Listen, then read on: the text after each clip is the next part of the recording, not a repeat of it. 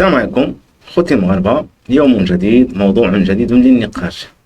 كنا كنعرفوا هاد الايام هادو انه كاينه واحد التظاهره ديال كاس العرب اللي مقامه بدوله قطر، وكاين واحد البرنامج اللي سميتو برنامج المجلس. هو برنامج تحليلي اللي الضيوف ديالو غالبيا تاعهم كيكونوا من هاد الدول المشاركه، فيهم لاعبين قدامى، محللين رياضيين، مدربين.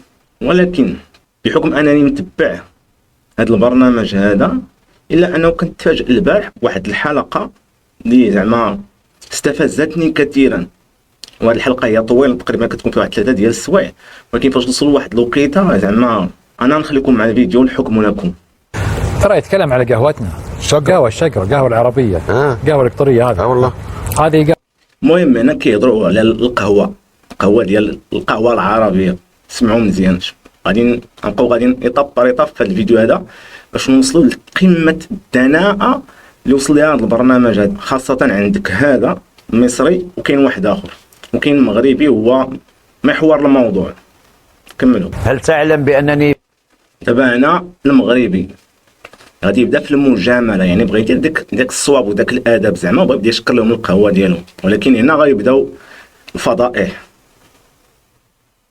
في المغرب لا أشرب القهوة ولا الحليب، أنا مدمن شاي مغربي. شاي مغربي. دابا انا كمل المغربي. دابا مقدم البرنامج هو برنامج قطري، شنو غادي يقول لي وشنو اللي غادي يوقع. نحب الشاي المغربي كثير. هنا غتبدا قله الحياه كما كنقولوا حنا. هذا اللي على الجنب نتاعو بدا كيضحك. شنو غايقول لي؟ لا هو قال شيء ضحكني. منو اللي قال؟ نشأت ولا قال مسكين. دابا بالمعنى حنا نقربوا المعنى مزيان. دابا المغربي كان كيقول لهم زعما كتعجبني القهوه العربيه بالاعشاب اللي فيها كي المجامله. مقدم البرنامج حتى هو قال لي انا كيعجبني الشاي المغربي. هذا اللي كيبان في الصوره بدا كيضحك، يعني هذا استفزاز بمعنى الفهم الاخر انه هنا كيقصد المرأة المغربية. داكشي بدا كيستهزئ، وباش ناكدوها غادي نجي نكملوا باقي واحد شويه معك عشان نضحك بس. والله شو اسمه اقدر اقولها.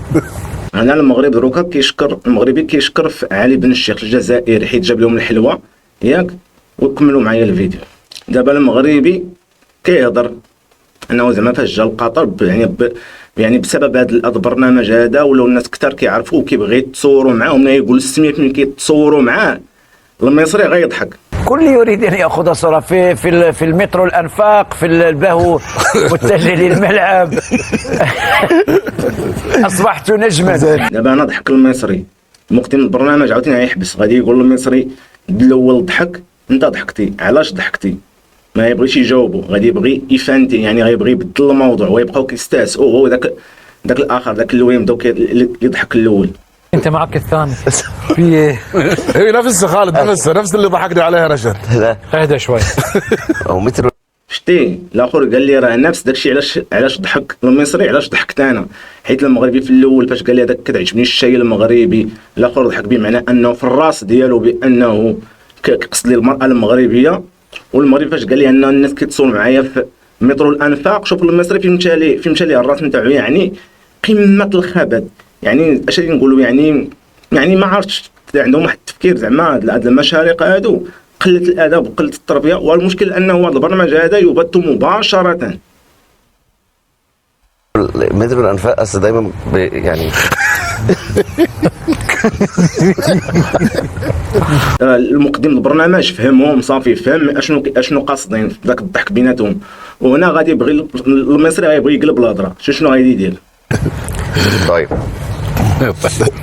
احنا كنا بنتكلم على ماتش تونس، وكان تونس ومين انا لحظه هذه كيقول لك تونس لغه الجسد ان المصري كيهضر وكيحك النيف ديالو، يعني كيكذب في هذا الوقت هذه، لانهم يعني داروا واحد الموقف زعما يعني ماشي كيديروا زعما راه لا اخلاقي، قله الادب وقله الاحترام للمغربي. كان كيجاملهم وهما بالفكر الخبيث ديالهم، يعني وكما تنقولوا حنا الدارجه نتاعنا الخانز.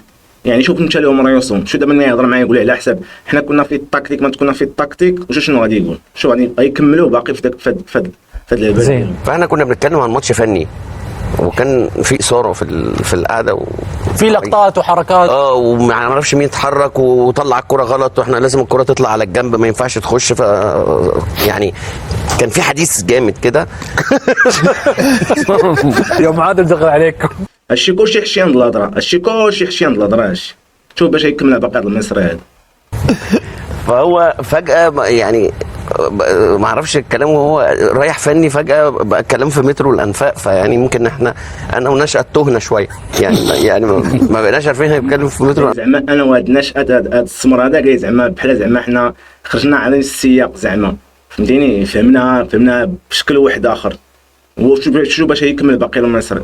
انا بتكلم في الماتش فني انت يعني. قاعد تتكلم عن التكتيك والتكنيك، هو فات عليك بموضوع لا المترو. هو الفكره ان هو بس هي كلها بتمشي لبعضها يعني. ما هو مترو الانفاق هو اللي بيوديك الاستاد، والاستاد هتلاقي الفنيات كلها. فيعني هو كله بيمشي هنا يعني.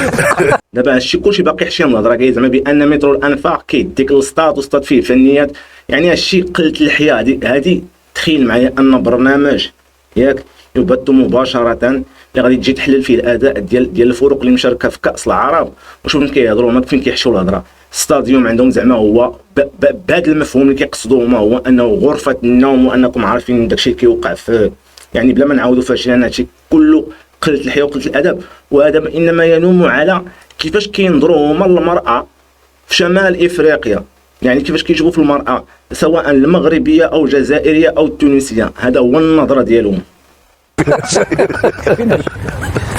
على فكره على موضوع المغربي ما فهم مسكين والو، بقى كيدور يمينا وشمالا ما فهمتش علاش كيقصدوا هادو شنو ناويين.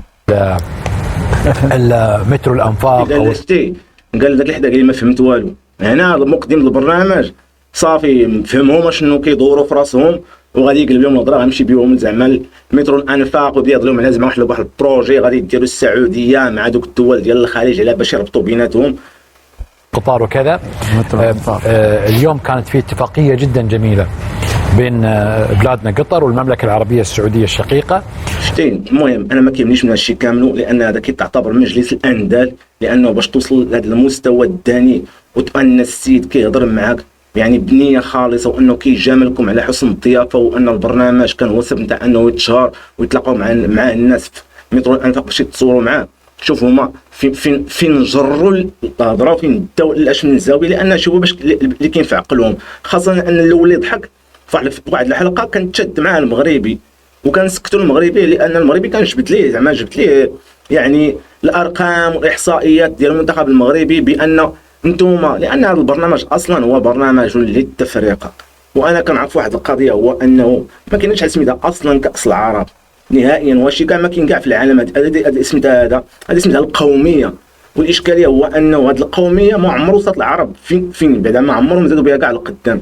واصلا عن القضيه اللي خاصنا نقولوا الدول هذو كاملهم خاصنا نوصلوا لهم، لولا بريطانيا وامريكا ما عمرهم كانوا كاع غادي يحلموا انهم يوصلوا لهذا النيفو هذا اللي وصلوا ليه حاليا. والمغرب دوله ذات تاريخ عريق جدا، وهذا هو اللي كيعقدهم وكيبقى يهضروا بهذه الصفه هذه على الناس ديال شمال افريقيا ذكورا ونساء. يعني انا جبت هذا الفيديو هذا غير باش نوصل الفكره للناس ان نشوفوا المشارقه كيفاش كيشوفوا فينا حنا. يعني هادوك الاتباع والمستعربين اللي كيتبعوا هذه الفكره وهذه الايديولوجيا نتاعهم، واحنا العرب واحنا اخوان واحنا راه ما كاين لا احنا اخوان ولا هم يحزنون، كله نفاق في نفاق. ولكن الحقيقه اللي غادي نقول ياك انه دار الزمان وكان اليهود والمسيح هم من يقدمون الجزية للمسلمين، فانقلبت عليهم فاصبح المسلمون هم من يقدمون الجزية للغرب، وخاصه لدونالد ترامب. وكنا كنعرفوا بانه كان دير لهم الصف وكيجيو كيحطوا الملايير ديال الدولارات. لماذا؟ فقط لان يبقوا على عروشهم وتحميهم الولايات المتحده الامريكيه. اذا هذا هو الفيديو اللي كنظن بانه مر مرور الكرام. وشحال ديال دوك المؤثرين وكيهضروا في الرياضه واللي كاينين تما اللي كاينين في قطر يعني دازت عليهم هذه ما شافوهاش، وباقي هما تتعانقوا حنا خوت وحنا داكشي كله نفاق في نفاق. الحقيقه الحقيقيه هو شي تشاف هذا الفيديو هذا، وكنتمنى ان الفيديو هذا يتبارطاجا وما كرهش انه يوصل للمغربي ياك اللي كاين معاهم تما باش يفهم نوع النقاش اللي دار عليه في ديك الوقيته، فاش دار لي يمينا ويسارا كيسول ما فهمت والو. وانا اخويا انا شرحت لك هاد الناس هادو اشنو كانوا كيقصدوا من خلال الكلام اللي كنتي كتقول. كنتمنى ان الرساله تكون ديالي وصلت. السلام عليكم، الله يعاونكم.